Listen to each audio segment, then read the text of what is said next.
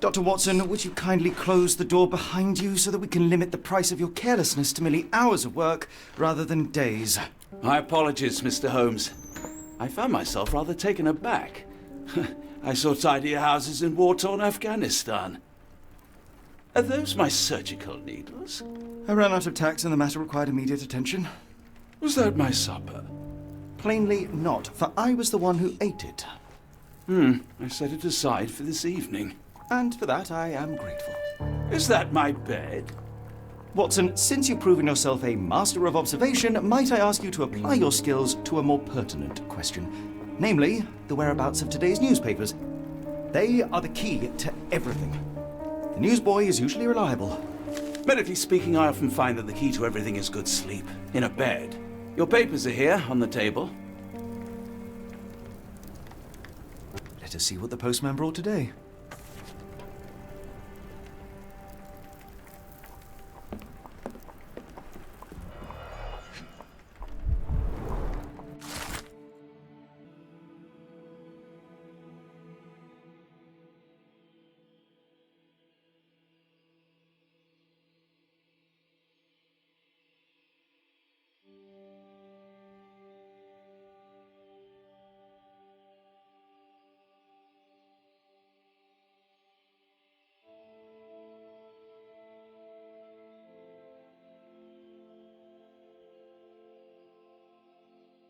Local gossip, all of it uninteresting.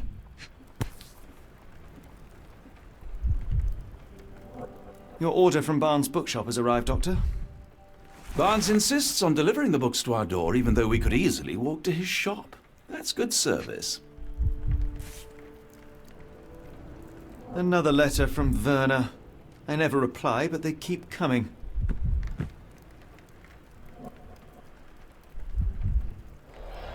I don't see the Strand. Where is it? Pardon me? I am on the precipice of uncovering a pattern of crime across London spanning many months and involving many men. The missing paper cannot be a coincidence. That's preposterous. My dear fellow, life is infinitely stranger than anything which the mind of man can invent. Well, life used your newspaper to wipe its posterior, so after that unpleasant discovery this morning, I disposed of it. But in lieu of the Strand, perhaps I can deliver you something equally tantalizing. I have just returned from a patient of mine, Captain Stemwick, who... No, that will not do. Grab your coat, Dr. Watson. Let us hope nobody has collected the dustbin.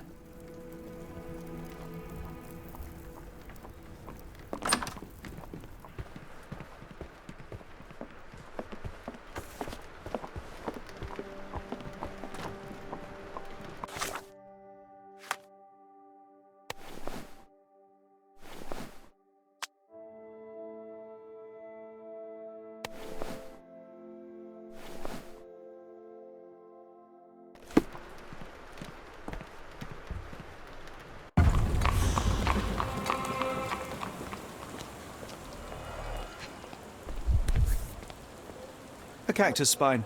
If it gets in your skin, it's awfully tricky to remove, and when laced with poison, the perfect assassination tool. You were mistaken, Dr. Watson. The paper was indeed dirtied, but not how you implied. It's potting soil. See, Watson? The conspiracy is real. Someone tried to poison me. Poison? You? That's madness. Get the Strand! Get your copy of the Strand here! Sorry, Mr. Holmes. I just sold my last paper. Blast. Then why are you still here? Boss pays by the hour. No sense in returning early. Any breaking news today? The dog accident. It's the talk of the town. Yes. Besides the tripe on the front page, anything about burglaries? I'm not sure, sir. You're a bright child. I presume you see everything that goes on around here? Nothing gets past me, mister. Then tell me, did you notice anyone suspicious at my door this morning? Like the man with your newspaper? Precisely. What do you know? I know the value of a shilling. Dr. Watson, Sure, now I can take the day off. did you see what he was up to? Nah, not really. I saw him approaching your house, but I had a customer. Then there's a loud bang. I ducked down. Not 'cause I was scared, 'cause I wasn't. I had to protect the merchandise, and all I could see was him kneeling at your door. Which way did he go? Not sure. I was distracted by customers. Sorry. Can you describe the man you saw? He was carrying a lot of books. Up to his chin they were. Never heard of a well-read assassin. Looks can deceive. Hence the appeal of disguises. All right. You earned your shilling. That'll be all. Thanks, Mr. Holmes. Maybe I could be your eyes and ears. If you have more shillings.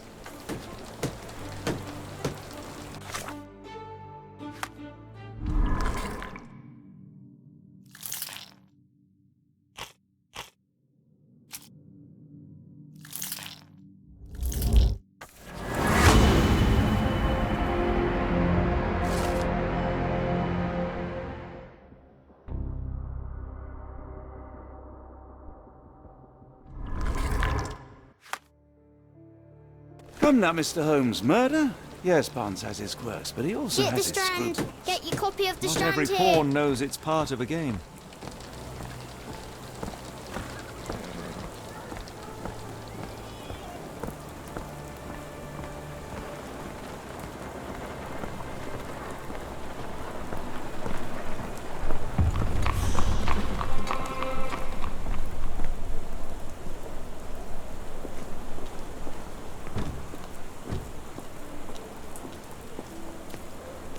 Impressive stature, strong gaze. I think this man deserves a knighthood. Really, Holmes? How can you be so sure? On rare occasions, Watson, it can suffice to trust one's gut.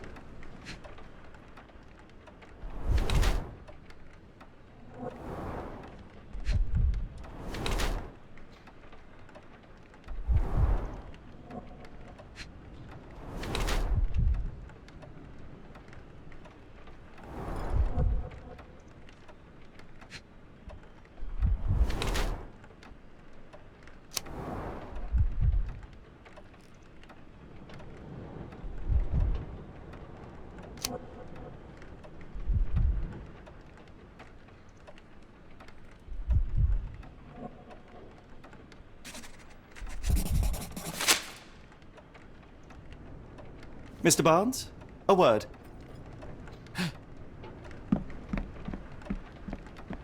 Oh, for goodness sake.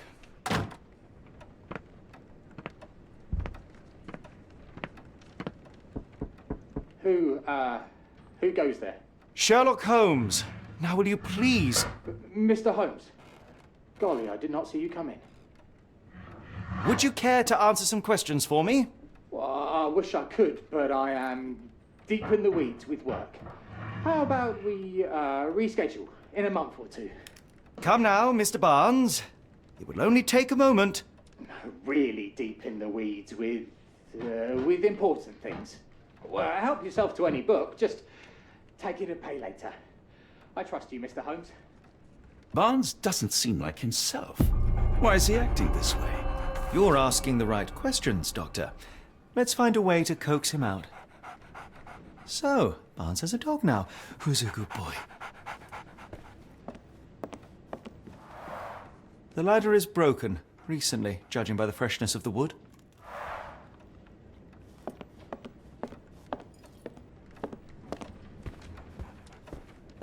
I could hardly imagine anything more macabre.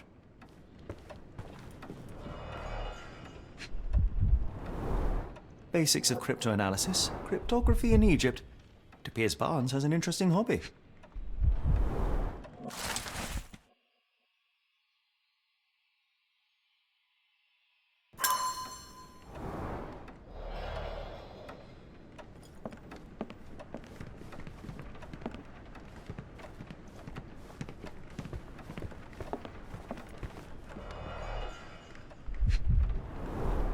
In the language of Mycroft's secret agents, it's a sign. Dried flowers are replaced when the job is done.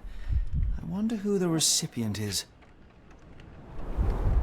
An improvised stand, but it does make the flowers more visible. The finest view London has to offer.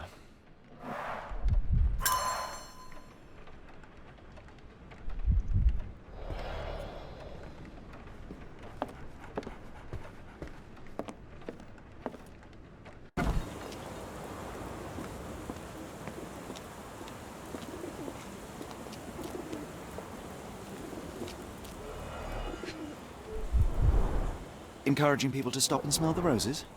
Our national emblem. God save the Queen. It must take patience and care to produce a bloom so beautiful. I imagine so. I merely sell them.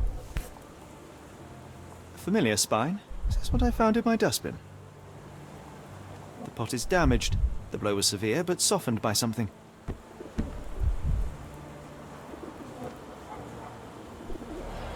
Anything tickle your fancy, Mr. Holmes?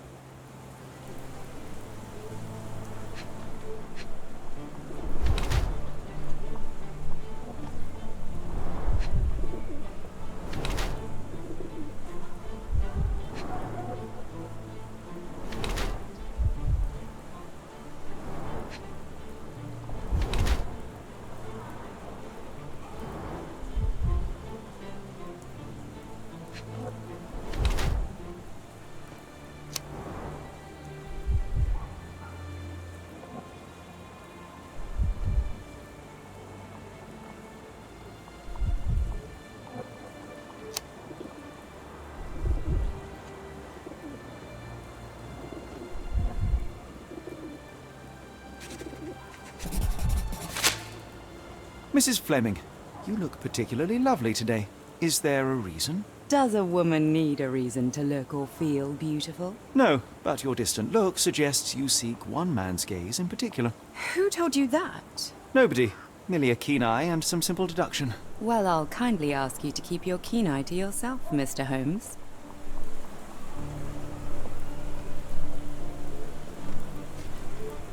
One of these things is not like the other. Come again? The cactus. Those fearsome spines can prove a dole to remove, and the sap is often toxic. And a rose thorn can give you tetanus, but we still grow them. The cactus seems comparatively harmless, though you have me thinking it must be valuable. I was under the impression that you knew its price already. Your guess is as good as mine. The first time I saw this cactus was when I came back from my break. What do you make of the flowers in Barnes' shop window? Well, they could use a bit of water. Do they mean anything to you? Mean anything how? I'm not sure I follow, Mr. Holmes. Why do you think they're there? Are you suggesting the flowers are for me? It seems likely, does it not? Oh, I hope you're right. Are you familiar with Mr. Barnes? Yes. No, not really. Well, in a way. What on earth does that mean? I know who he is, of course, but we haven't shared much more than a look. A look? Yes. Each morning I go for a walk in the park with my dog, and most days I spot Mr. Barnes there with his new puppy, so we see each other. Actually, we once met briefly while our dogs played. He was quiet and seemed unsteady as he approached, but since then, we've never spoken. I often see him staring through the shop window. Sometimes I wonder what he thinks about that would etch such longing onto his face.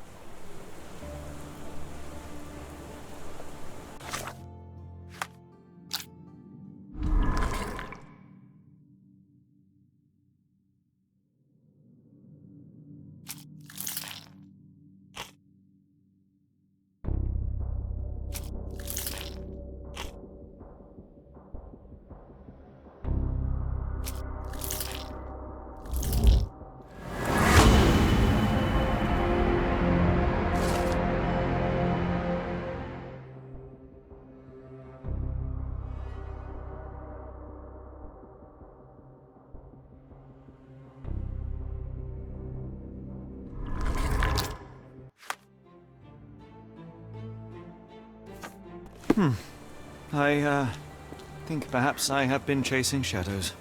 Do not despair, Mr. Holmes. Even the best of us make mistakes. We better tell Mr. Barnes what we've learned.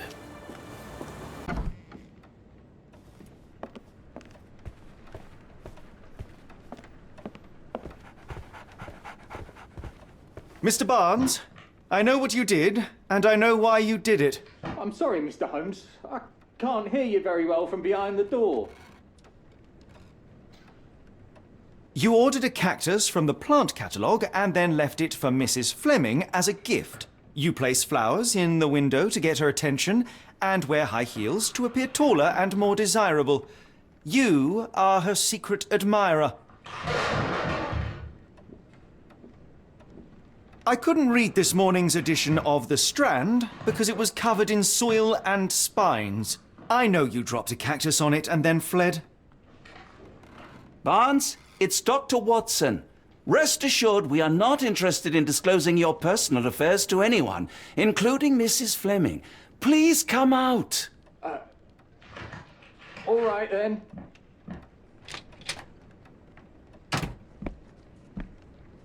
So, you know what happened then?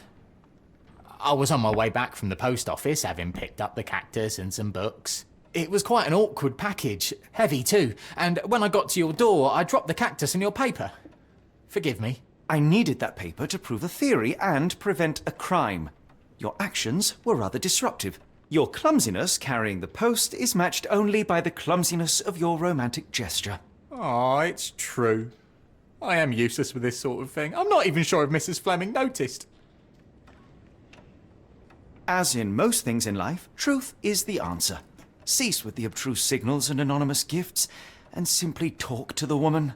What is the worst that can happen? She rejects you, and you are freed from this endless purgatory. That... Yes, you are correct, of course. I do have a slight tendency to overthink things. Thank you. So, at last, we return to the matter of the paper. I'm investigating a string of burglaries. Did you perhaps read of any before the edition was spoiled? I don't recall, but you're welcome to read our copy for yourself. You had an issue of The Strand here all along? Well, naturally. I am a bookseller. I have a subscription to every magazine and newspaper in London. So you ought to be familiar with the concept of burying the lead. Oh no, my apologies, Mr. Holmes. I'll make it up to you however I can. I am an expert on obscure languages and translation and Yes, okay. Just give me the paper.